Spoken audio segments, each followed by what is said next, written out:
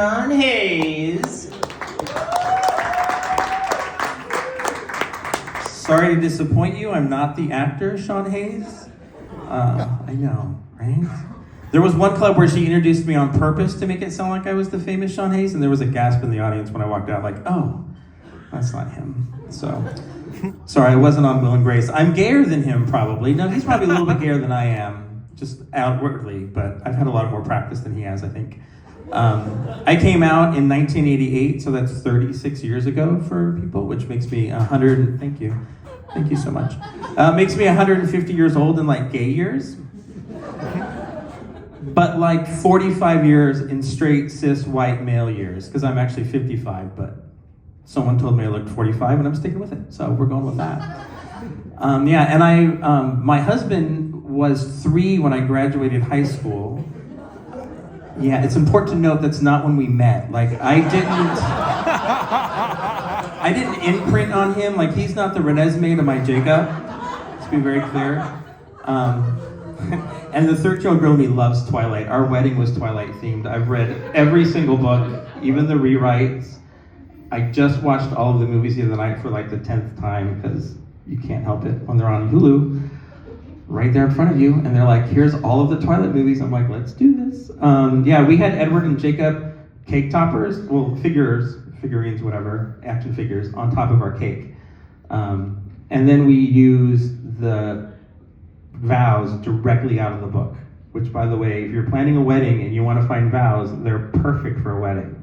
Those Mormons know how to write wedding vows. I'm just telling you this right now. Yeah, and it's great, it's great. But yeah, I met him when he was 26, so there you go, that's a much better age than 3. And I was 40, so there's 15 years between us, so there's still a little bit. I've only dated people in their 20s. It turns out when I was in my 20s, I dated people, and then I was single for 17 years because my ex just put it to me. He like put me through it, and then I enjoyed my 90s being single. Like, I was just the gayest and most single I could be in Los Angeles, having a really good time. I like peaked the same time the AIDS did, so that was fun. Yeah, but the nice thing is we never became friends. Like, AIDS was on that side of the sex club, and I was on this side of the sex club. You know, I did it all sober. But I did self-actualize at a sex club because I was blowing this guy, giving it my best effort through a glory hole.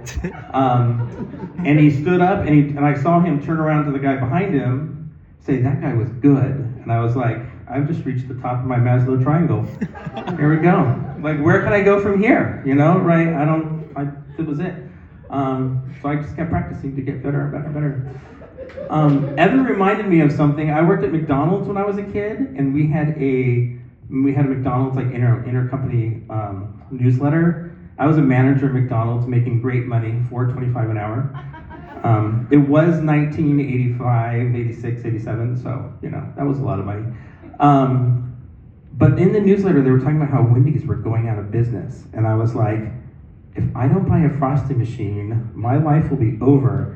Like, how can I get a Frosty machine for my house before Wendy's goes out of business and a bunch of, so I'm glad they didn't go out of business, because that would have been a challenge. But I really love Frosties. And now I have to go get one. Thanks, Evan, for talking about Wendy's for 10 minutes. Now I'm jonesing for a Frosty and a blowjob, because I was talking about that for like 5 minutes myself. So there you go. You know, it's a lot of fun. It's a lot of fun. Yeah, what else do I want to talk about? So, have you ever been in the shower and noticed that men's shampoos and soaps look like cum?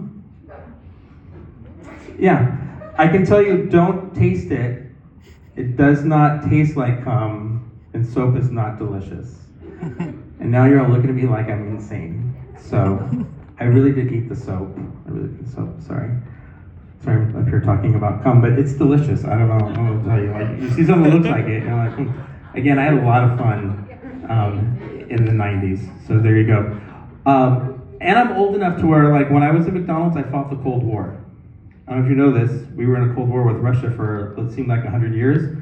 And there was this Russian that came in and he really wanted a burger at like 8:30 in the morning, and he was freaking out about it.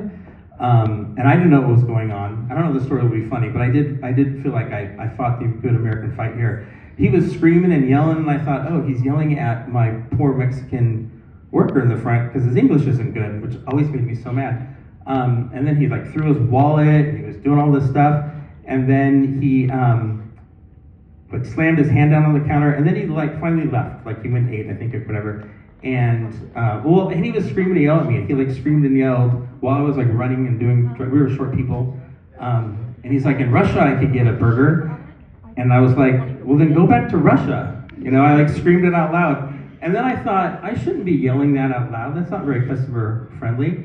But then the crowd cheered. It turned into like an '80s movie, and everyone's like screaming, "Go USA! Go USA!" And so I felt like I won. So that was nice.